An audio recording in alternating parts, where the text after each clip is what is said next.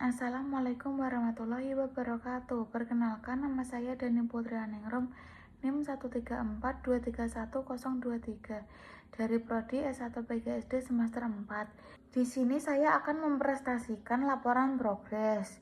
Laporan ini disusun sebagai bentuk evaluasi kinerja pemasaran digital dan penjualannya, khususnya melalui media sosial yang digunakan oleh Nindishop.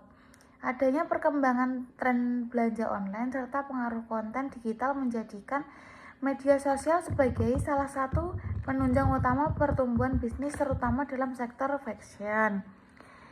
Saya ingin membuka usaha bisnis toko baju di rumah atau di tempat tinggal saya. Ide untuk membuka toko baju muncul dari pengalaman pribadi, observasi terhadap teman-teman sebaya yang sering mengeluh sulit menemukan baju keren dengan harga pas di kantong. Visi bisnis saya menjadi toko fashion yang pilihan utama untuk anak muda atau orang-orang semuanya. Misi bisnisnya menyediakan pakaian berkualitas dengan harga terjangkau dan pelayanan yang ramah. Saya akan memiliki dua bentuk layanan, offline store dan online store. Offline store berlokasi strategis di kawasan ramai seperti pasar atau perbelanjaan.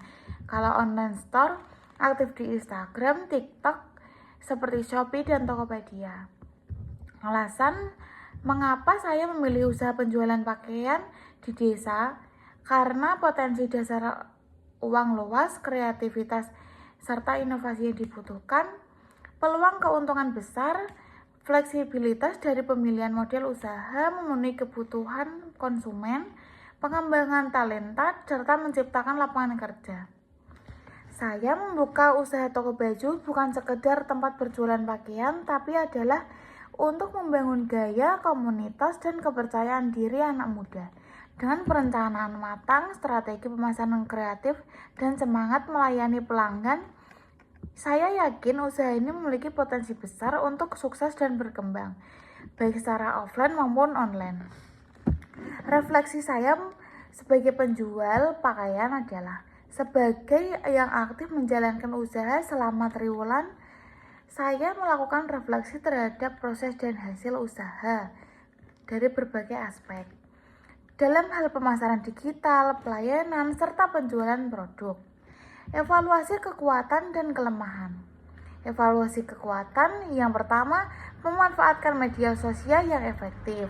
Yang kedua, kualitas produk yang konsisten. Yang ketiga, respon cepat dan komunikatif.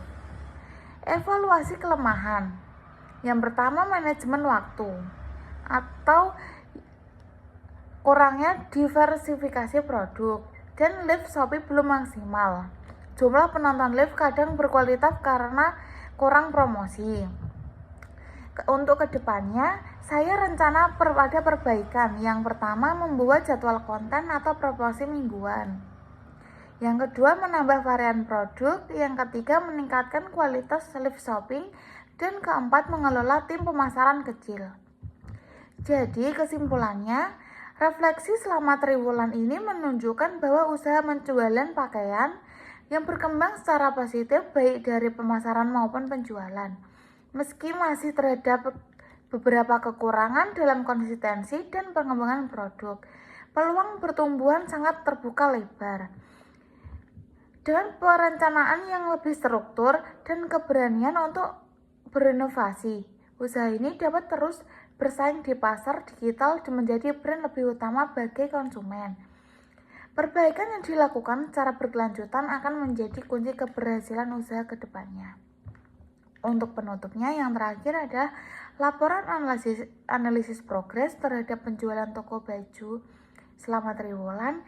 Ini disusun sebagai evaluasi terhadap kinerja usaha dalam pemasaran digital dan pencapaian penjualan. Berdasarkan data yang disajikan, terlihat bahwa manfaat media sosial secara aktif dan memberikan dampak positif terhadap peningkatan transaksi dan pertumbuhan pelanggan. Beberapa strategi sebagai konten video pendek, live Shopee, serta promosi musiman terbukti efektif dalam menarik minat konsumen dan meningkatkan engagement.